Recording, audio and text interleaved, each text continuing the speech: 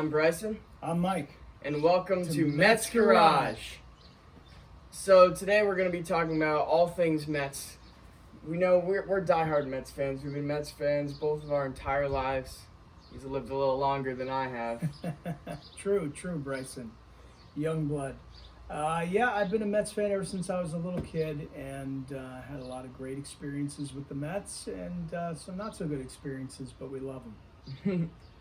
So 2020 season is getting started, and during Game 1, deGrom had a really stellar outing, wouldn't you think? Absolutely, I thought deGrom was amazing.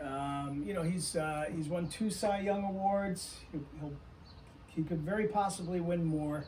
He's just as steady as they come. Every time he comes out, he delivers. He locates. He overpowers. He just pitches so well. You couldn't ask for anything more. I think we're a little spoiled. Yeah, I agree with that. What do you think about Cespedes' home run that game? Fantastic. I mean, just to see Cespedes in the lineup is just like, wow, that's fantastic. I just didn't even expect him to swing properly. I don't know what I expected from him, but he looked really good. He looks like Cespedes.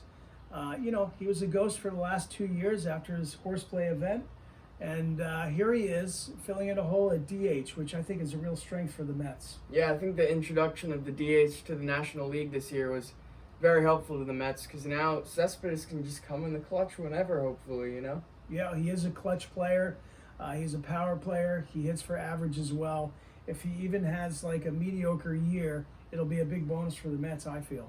Yeah, I'm going to have to agree with that. Because, an average year for Cespedes is above average everywhere else. So. Yeah, and the one thing about this game is just there wasn't much run support for deGrom, wouldn't you think? Yeah, he never seems to get that. It's a bummer because we all love deGrom, and he's just, so great at what he does. But, that's just one of his things. He's got one of the lowest ERAs in the league. He'll continue to play that way, I'm sure. We're just lucky to have him. Yeah, I agree. Yep. All right, so let's talk about Soroka a little bit. Wow, Soroka for the Braves. I'm not surprised they brought him in for this game because they like to put their best pitchers against deGrom because deGrom is always just solid. But Soroka did not fail to disappoint. He did very well in his start, and he really just didn't make it easy for the Mets. He didn't. I mean, we didn't have a lot of hits against him. He was pitching very well. He was well matched with deGrom, and they fought a good fight. Yeah. So the Mets ended up taking that 1-0 against the Braves. Yeah. And what do you think about this 60-game season? You know what? I'm proud of Major League Baseball for bringing us a season. I think it's fantastic. It must have been very hard to throw it all together despite this pandemic. It's like we're starting the season 2/3 of the way through the season. So giddy up. We need players to be focused, and you know how it takes some time for players to get their mojo going, and they look pretty sloppy in the beginning. Well, hopefully they'll get hyper-focused because they know how quick this is going to happen. It's going to be a fast season. It's going to go by fast. Yep. So next to Game 2, where we took on the Braves again, Mats had a very good outing this game. Yeah. He pitched around 5 innings, and he just didn't disappoint. Mats seemed very different from last year in a better way. It's just this year he had this new confidence to him, and all of his pitches were hitting, and he had a very good start. Yeah, he looked really solid. Mats is he's got that 4.3 or 4, I think, ERA. He's a great pitcher. He's been a solid guy in the rotation. But to see him come out like this and to come out so strong is a really good sign for the Mets. I like what I saw. Yeah, I do too. Yeah. Okay. So let's talk a little bit about Michael Conforto. Wow. Yeah. He performed very well that game. He went 3 for 3, which it's all I could ever ask for. It's Conforto these past few years. He's been playing good, but not incredible. He definitely has a lot of potential, but he really showed it this game. Yeah, he's got the talent. It's It's early in the season, and he's starting off on fire. He is a little bit streaky as a player, in my humble opinion, but I think what we've seen from Conforto is that he's always had the talent. His game is always on. He's got a head for baseball. He's a gamer. He's got a great attitude, and I feel like this is his year. And from what I saw of him during the game, I think he's going to be hitting his stride. I think this is the year where he really comes into himself as a player. I think we can expect big things from him this year. Yep. Rosario was also looking very good at the plate that game. Absolutely. He's got a solid swing. He's been working on, staying away from some of the junk pitches, and I think he had some effective at bats for sure. Yep. Yeah. So, what do you think about Familia during that game? Well, Familia, I think he looked good. I think that. Yeah, I think he played well. He did play well. He let up 2 runs, and he walked a guy or two. But honestly, if you just look at the guy, he was working out the whole off season. He was really focused on having a good year. He looks great. He looks strong. He looks confident. And he's trying to keep his pitches low. You can tell he's trying to stay out of that sweet spot there, that where he let up a lot of home runs.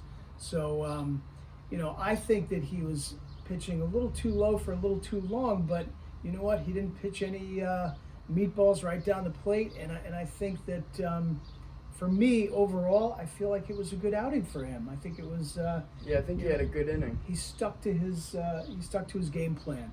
Yep. I think he had a good inning, and I think he's going to do well. Yep, definitely.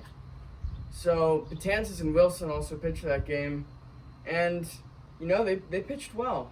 Not anything too incredible, but I thought they showed definitely some promise in that game. Yeah, I think they did their jobs, and when they do that, things go well for the Mets. Yeah, definitely. You know what I mean?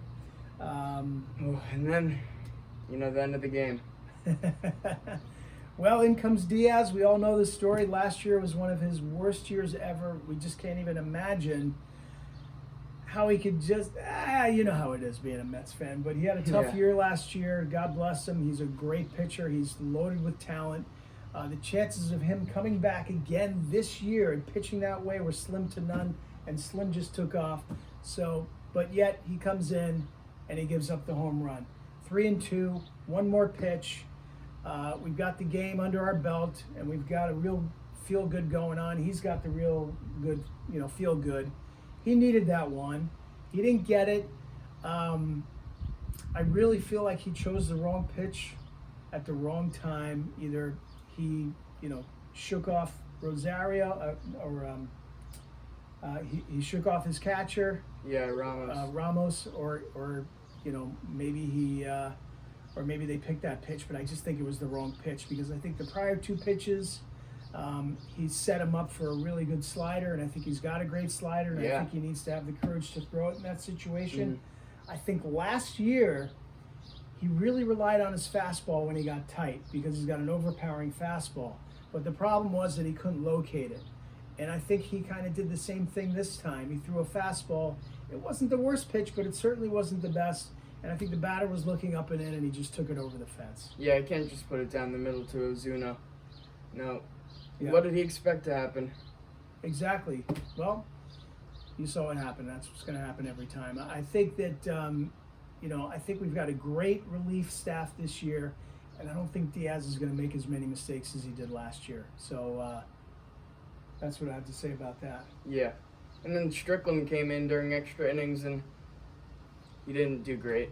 But, Diaz set him up to fail in a way, in my opinion. Yeah. And the Mets ended up losing that one 5-3, but it wasn't that bad of an outing, I'd say. I would tend to agree. I mean, we didn't get the dubs, but, we had 9 hits, and the Braves had 8, and we saw some good things happening, so we were able to swallow that one. Yep. Right? So Definitely. the Mets lose 5-3, right?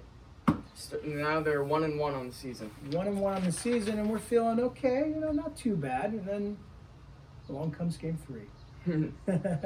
So we've got Porcello. Let's talk about Porcello. Porcello, people had a lot of confidence in him going into this season, but he really did not show it. He did not perform well, and he just did not have a good start. And he let up more than a few runs. Yeah, he just did not look good. What else can you say? Oswald came in and followed his lead. He didn't look good either. It was just like the hit parade. The hits just kept coming. I got that nauseous feeling in my stomach. I kept screaming at the TV and telling Bryson to turn it off. He wouldn't, nor would I. It was just really not a good hard to feeling. watch. Hard to watch. They just took a shellacking. Sewald and Strickland, they came in and they played all right. Not many people remember how they pitched just because everyone's thinking about Porcello and Oswald. Good point, Bryson. They did their jobs again, but unfortunately it didn't really matter. The Mets bats were off too. We had, what did we have, like 6 hits for the Mets? Yeah. It's like they just couldn't muster up anything. They looked like the Mets from last year when in the middle of the season they just fell off a cliff. There's no run production. All the bats are dead. Yeah, Braves had 17 hits, which is phenomenal. Phenomenal for them, not so much for us. Yeah. But it really shows something about the Mets in those 3 games that they only scored 5 runs in 3 games. But hopefully they'll do better throughout the season. I agree, bro. I think the Mets really need to turn it up a notch with their hitting. They need to work on timely hitting. I felt like last year they were all looking for the power shots, and they just didn't capitalize on all the opportunities they had, looking for line drives.